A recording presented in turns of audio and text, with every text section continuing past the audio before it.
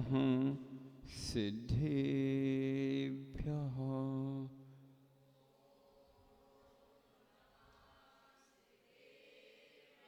ॐ नमः सिद्धेभ्यः।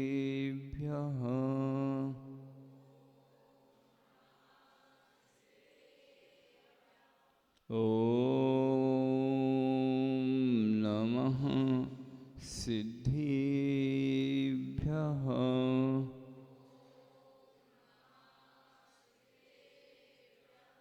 जय बोलो आदि ब्रह्मा आदिनाथ भगवान की। जय बोलो चिंतामणि पासनाथ भगवान की। जय बोलो अचय हुए 108 विद्यासागर महामुनिराज की।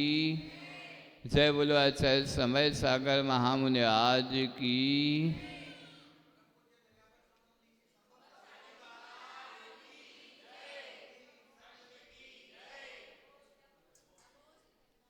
कल भोपाल नगर से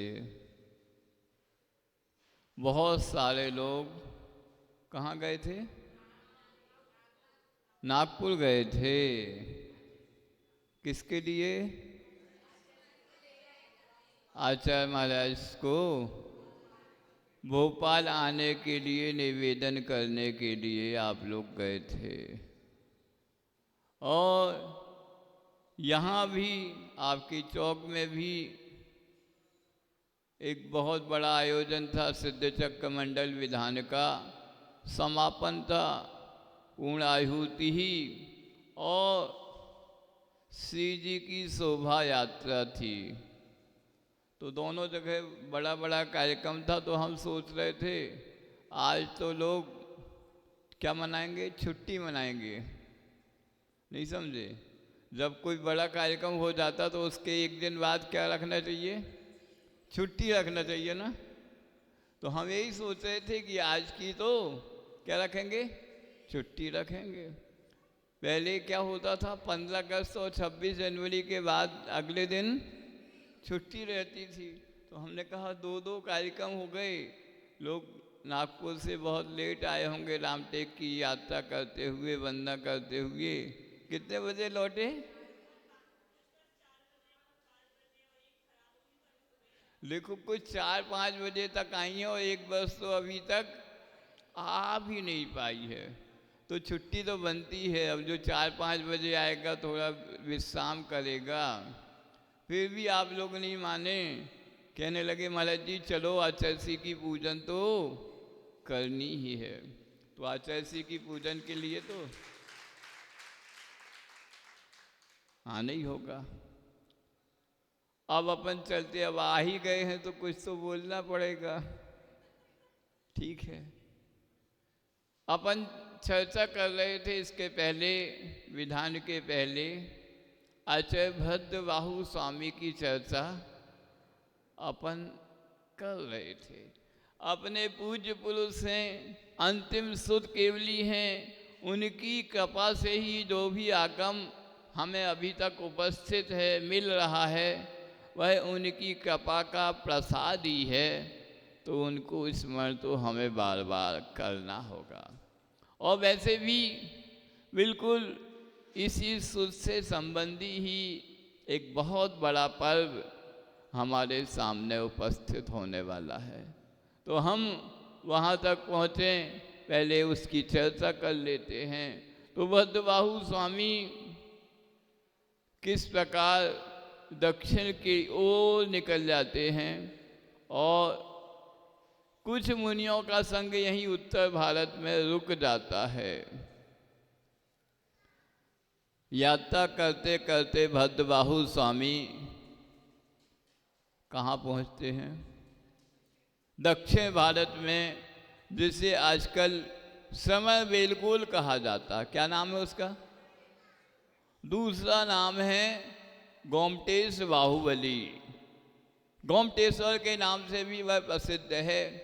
पर जब भद्रबाहु स्वामी वहाँ उस स्थल पहुँचे तो उसका नाम गोमटेश बाहुबली नहीं था।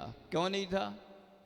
तब तक गोमटेश बाहुबली की स्थापना हुई ही नहीं थी। गोमटेश बाहुबली की स्थापना हुई है 10वीं 11वीं सदी में, और आचार्य भद्रबाहु उस स्थल पर पहुँचे हैं, यूँ समझ लीजिए पहली सदी में ही पहुँच गए होंगे, या ईसा के पूर्व भी वहाँ पर भद्रबाहु स्वामी पहुँच गए थे।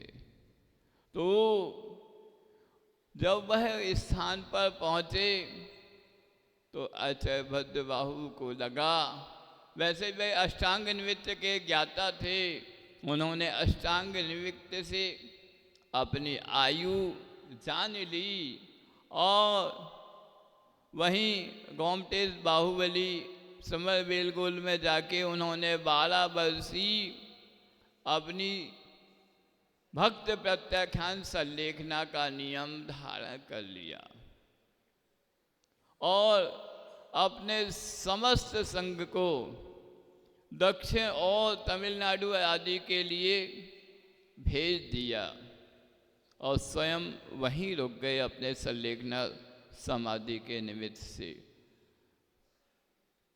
जैसा कि भक्त प्रत्याख्यान कहा गया है, गुरुदेव ने भक्त प्रत्याख्यान के कई अर्थ किए थे, आप लोगों ने सुने। अभी चंद्रगिरी में आचार्य श्री ने संलेखना समाधि के पूर्व, कुछ दिन पूर्व, भक्त प्रत्याख्यान के बहुत अच्छे अच्छे अर्थ हम सबके सामने रखे। आप लोगों ने नहीं सुना? सुना दें। आचार्य श्री ने कहा भक्त प्रत्याख्यान में, जैसा कि आप लोग जानते हैं, भक्त मतलब भोजन का, प्रत्याख्यान मतलब त्याग, वह तो होता ही है। उसके अलावा क्या होता? भक्तों का भी प्रत्याख्यान होता है। क्या होता है? भक्तों का भी प्रत्याख्यान होता है। भक्तों के साथ साथ अपने शिष्यों का भी प्रत्याख्यान होता है। आपने देखा होगा रेवती रेंज इंदौर से ही गुरुदेव ने अपने संघ को छोटा करना प्रारंभ कर दिया था।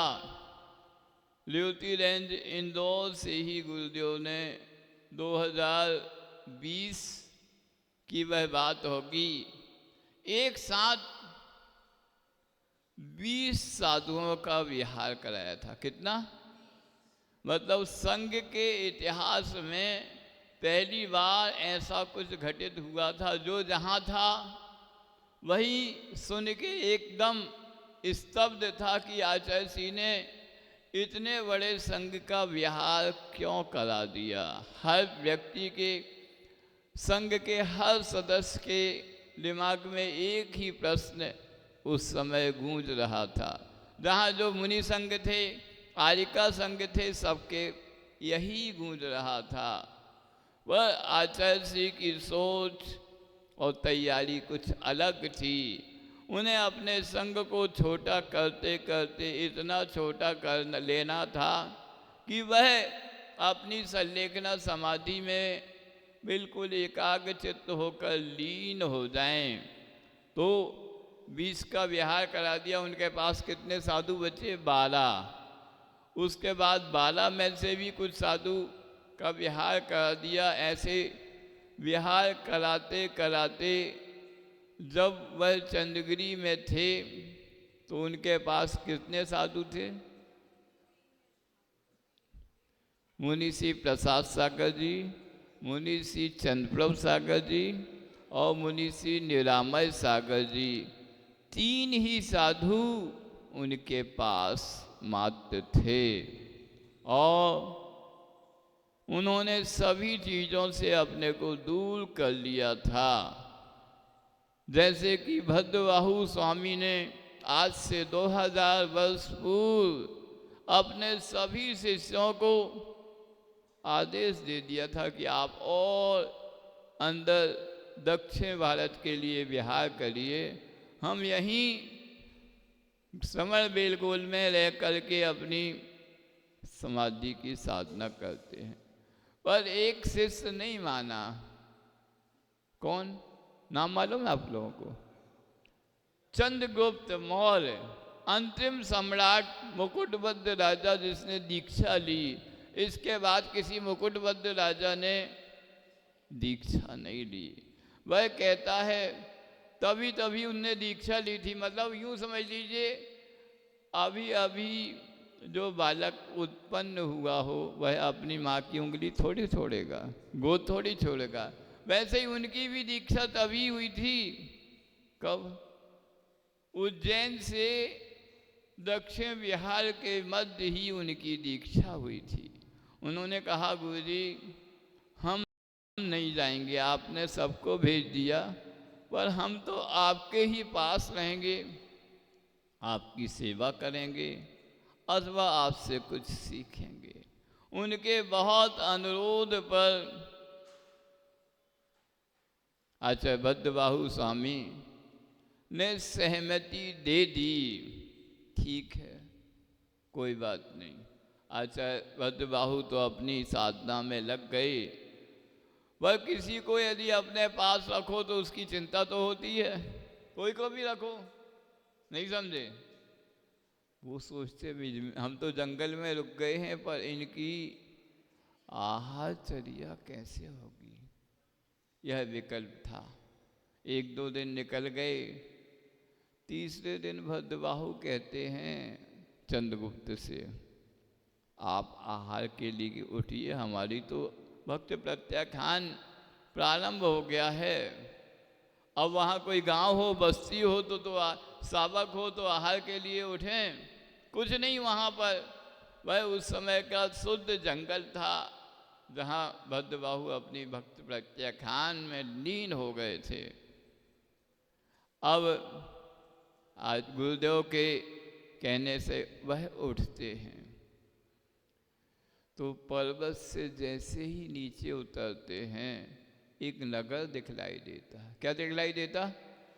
एक नगर दिखलाई देता है और वहाँ पर सभी सावक हैं और भोजन सामग्री भी है, पर कोई परगाहन नहीं कर रहा, तो वह विधि आदि नहीं बनती, तो वह लौट आते हैं, पूरब की दिशा में जाते हैं, अपने गुरु से जात के निवेदन करते हैं कि ऐसी ऐसी स्थिति थी। गुरु सुन लेते हैं। दूसरे दिन पुनः गुरु कहते हैं अब दक्षिण दिशा में जाओ। दक्षिण दिशा में गए, वहाँ भोजन सामग्री तो बहुत थी पर कोई परगाहन करने वाला नहीं था।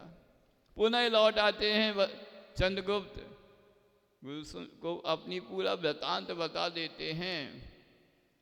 गुरु जी भी कहते हैं हमारा शिष्य जो है वह निर्दोष चर्या कर रहा है, निर्दोष चर्या की व्यवस्था नहीं मिली तो वो लौट आया।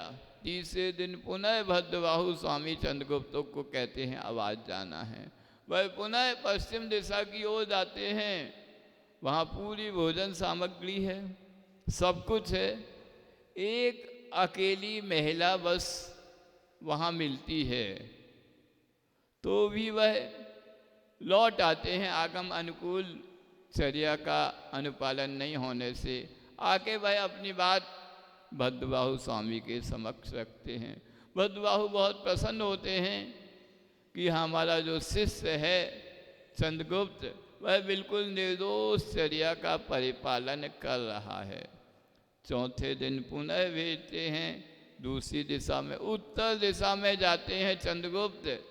वहाँ पूरा नगर बसा हुआ है, पूरे सावक हैं, भोजन सामग्री भी है और विधिवत परगाहन भी कर रहे हैं आगम के अनुसार।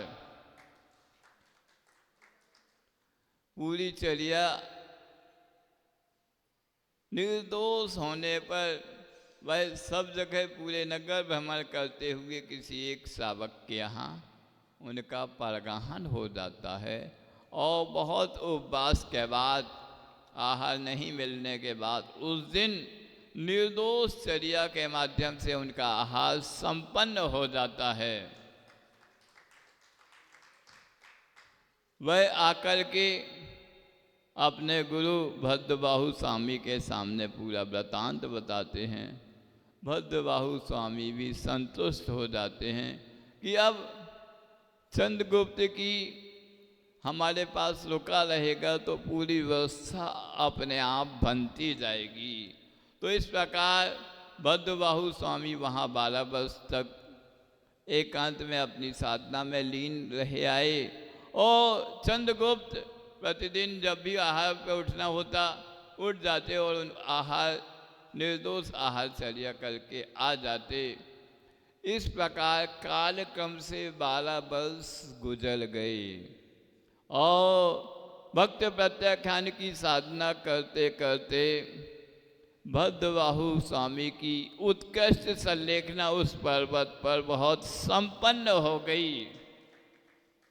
और चंद्रगुप्त भी उनकी सेवा करते हुए उस कार्य को किया तो वह भी बहुत संतुष्ट हुए, पर दुखी हुए कि अब वह अकेले रह गए हैं। और यहाँ पर क्या हुआ, उज्जैनी में जो साधु रह गए थे उनकी क्या परिणति हुई, वह वृतांत आपको मालूम है। वह एक के बाद एक उनके साधु जीवन में शिथिलाचार आता गया, क्योंकि अकाल की भीषणता बढ़ती गई।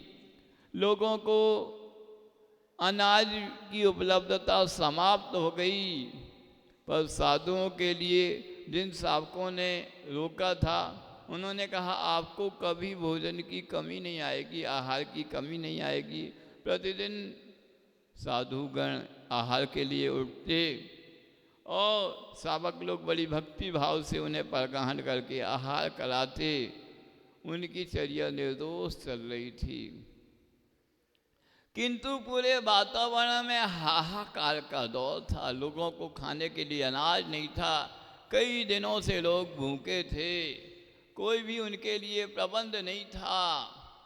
जब ऐसी भीषण सूखे अकाल की स्थिति थी तो एक दिन क्या हुआ, साधु महाराज आहार करके चले आ रहे थे और कोई बहुत दिनों से भूखा कोई व्यक्ति होगा, उससे नहीं रहा गया। क्या किया उसने, उन साधु महाराज के पेट को ही उसने फाड़ दिया। ऐसी हृदय को विदारण करने वाली वह घटना घट गई। सब सावक इकट्ठे हुए, पूरे साधुओं के पास आए, अब आहार के लिए आप हम लोगों के घर नहीं आएंगे। क्यों, ऐसी भीषण स्थिति आ गई, आपके भोजन की व्यवस्था हम करेंगे, हमारे घर से भोजन लेके आप अपने उपाश्रय में ही आके क्या करेंगे, भोजन करेंगे। वो भी कैसे, दिन में करेंगे तो गड़बड़ हो जाएगा, लोग छुड़ा लेंगे, आपको रात्रि में आना है। तो ऐसे एक के बाद एक शर्तों को स्वीकार करने पड़ा। क्यों करना पड़ा, क्योंकि पहले ही उन्होंने असैमियों के ऊपर भरोसा कर लिया। अब क्या कर सकते हैं, कुछ नहीं किया जा सकता, शर्त स्वीकार कर ली।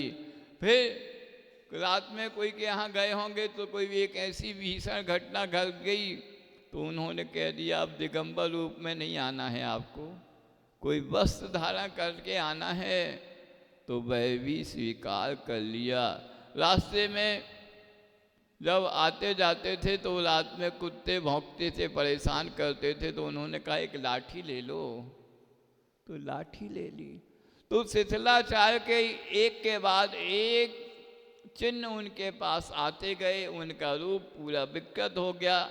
ऐसे 12 वर्ष के अकाल में उनके पास दिगंबरत्व नाम की कोई चीज़ नहीं रह गई और चर्या भी उनकी सदोष हो गई।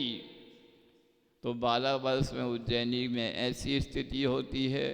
12 वर्ष पूर्ण होने पर रामिलाचार्य के नेतृत्व में जो स्थूल वहाँ पर भद्रबाहु की आज्ञा से 12,000 साधु आगे तमिलनाडु गए थे, वह पुनः लौटते हैं। 12 वर्ष पूर्ण होने पर वहाँ जहाँ भद्रबाहु स्वामी को वह साधना में छोड़ गए थे उसी गोमटेश आते हैं और अपने गुरु भद्रबाहु स्वामी की उस निषीदिका के रज अपने माथे में लगाते हैं, भक्तियाँ करते हैं, बहुत प्रसन्न होते हैं कि उनकी संलेखना निर्दोष संपन्न हुई। वहीं पर चंद्रगुप्त मुनि मिलते हैं, उनसे पूरे वृतांत सुनते हैं। तो इस पूरे प्रसंग में उन्हें लगता है कि चंद्रगुप्त की चर्या कैसे निर्दोष हुई होगी इस जंगल में। वह आपस में चंद्रगुप्त मुनिराज से समाचार नहीं करते, नमोस्तु नहीं करते, क्योंकि उन्हें लगता है यह अकेला इसकी चर्या कैसे निर्दोष हुई होगी। आदि आदि बहुत सी बातें ऐसी घटित होती हैं। अब अपने गुरु भद्रबाहु स्वामी की निषेधिका पर बैठकर वह एक उपवास करते हैं अपने गुरु के समाधि के उपलक्ष्य में। दूसरे दिन वह वहाँ से विहार करने के लिए होते हैं कि चंद्रगुप्त स्वामी कहते हैं आप पारना करके जाइए। अब वो सोचते यहाँ नगर तो है नहीं, पारना कहाँ करना है। वह बोलता है आप चलिए, यहाँ नीचे पूरा पहाड़ी के नीचे एक पूरा बहुत बड़ा नगर बसा है। ठीक है, उसके कहने पर वो लोग चर्या के लिए निकलते। पूरा नगर बसा था, पूरे 12,000 साधुओं के उस पूरे नगर में निर्दोष आहार होते हैं। सब लोग पारना करके पुनः भद्रबाहु स्वामी की निषेधिका चरणों पर आकर उपस्थित हो जाते हैं और सामायिक आदि से निवृत्त होकर वहाँ से विहार करने की सोच रहे हैं और सोचते हैं कि चंद्रगुप्त की चर्या बिल्कुल निर्दोष है। हम लोग ही उस पर सोच रहे थे कि वह उसने 12 वर्ष कैसे चर्या की होगी, ऐसा वह सोच ही रहे हैं। सल्लेख सामायिक पूरी होते होते पता चलता है विहार के पूर्व की एक ब्रह्मचारी का कैन या एक क्षुल्लक जी का कमंडलू कहाँ रह गया, वहीं जहाँ आहार करने गए थे वहीं रह गया है। तो भैया ले आओ, बोलते पहले ले आओ फिर विहार करते हैं। वह वहाँ जाता है तो देखता है वहाँ कोई नगर तो है ही नहीं। क्या है तो वह कमंडलू ढूंढता है तो एक वृक्ष की एक डाल पर उसका कमंडलू लटका है। वह कमंडलू अपना ले आता है।